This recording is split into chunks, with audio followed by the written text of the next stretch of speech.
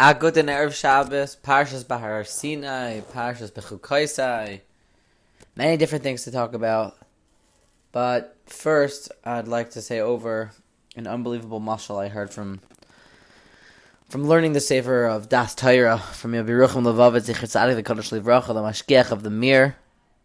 We're a week out from Shavuos. It's interesting that once we had Lag BaOmer, it almost feels like the Omer is finished. Even though Bakar, we're really going up on Madrega every single day. We're getting closer and closer to Shavuos. And being only a week out, one of the pratim, one of the tanoim, one of the clauses in the contract of us getting the Torah, Rabbi Yerucham says is that HaKadosh Baruch Hu said, I'm giving the Torah to Klal Yisrael. Klal Yisrael means we're all one, his Medayik. It's Davka Klal Yisrael. We're all part of one unit. He says a mashal that he brings from the Medrash that says that we're traveling on a boat and you go down to the bottom of the boat and you see a person who's digging a hole in the bottom of the boat. And everyone starts to yell at him, "What are you doing? We're all going to sink." And the guy says, "No, don't worry, this is just my corner. Don't worry about it. I'm just making a hole in my area." And everyone's obviously yelling at him, "Rabbi Yid, we're all going to drown if you do that." We're Klal Yisrael, Rabbi Yerucham says. The Torah says this. In order for us to get the Torah on Shavuos, we have to be one. We're one unit.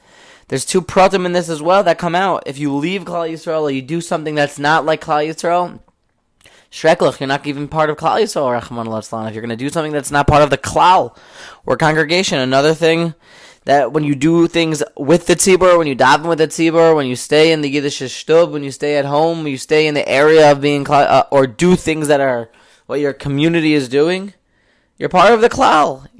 You're on the boat on the way towards Har Sinai, which is at least something. We've had just a little bit of, to digress a little bit, we've had a somewhat of a tough year, and specifically in these past weeks, we've had a tragedy that really was unlike a tragedy that we can even remember in recent history. It was young people, it was old people, everyone knew someone, everyone was, besides for all Rachman al-Atzlan, the Niftarim, there was sickness and there was trauma from people. It was horrible.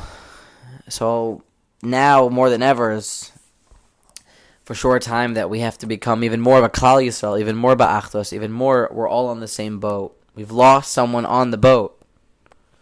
Even more so we need to strengthen, we need to be a fast-faced b'maisav. And how a better way than the first mitzvah in this week's parasha? Shemitah. Chayra. Seems like, does that have anything to do with what we have doing today? Are we noig Shemitah nowadays? Just, okay, so I shouldn't, I don't know, I shouldn't, take in my crops. I have to let them sit outside, and anyone who wants can come and take. Now, seems like a pretty easy mitzvah, but then when you go through all the pratim, like Rashi says, it's actually a very, very hard mitzvah. The Medrash says the Gibor Chayil. Who are the Giborei Chayil that the Medrash is talking about? Amar of Yitzchak Nafcha, that it's talking about the Shemei Shvius, people who keep Shemitah. Those are the ones who are the Giborei Chayil. Why? Because they explain that, think about it, you have a parnasa, HaKadosh Baruch Hu has given you all that you need to support you and your family. And in the 7th year, he says, it's hefker. Anyone that wants can come in and take. It's like someone can come inside of your own house, go into your refrigerator, say, "Thank you, I'm taking this nice fettuccine alfredo that you made this past week. Thank you very much." So you just have to sit inside, and everyone can come into your field. That was your parnasa. You have a successful accounting firm, and then everyone can just come in, will go into your cash drawer, and just take out all your cash. That's literally what it was, taking your produce.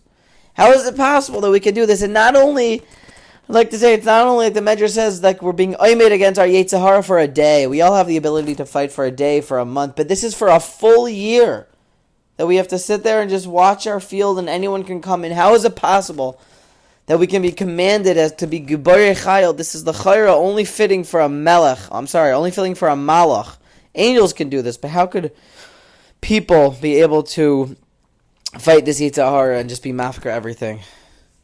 If not, for the one Yesod that we must live our lives with, it fixes everything. It's the answer to every problem and the answer to this, which is the commandment, the tzivoy of how we must live our life, the commandment of emunah and betachon. More than a commandment, it's the best way to live our life. It's an eitzah. You want to live the best life?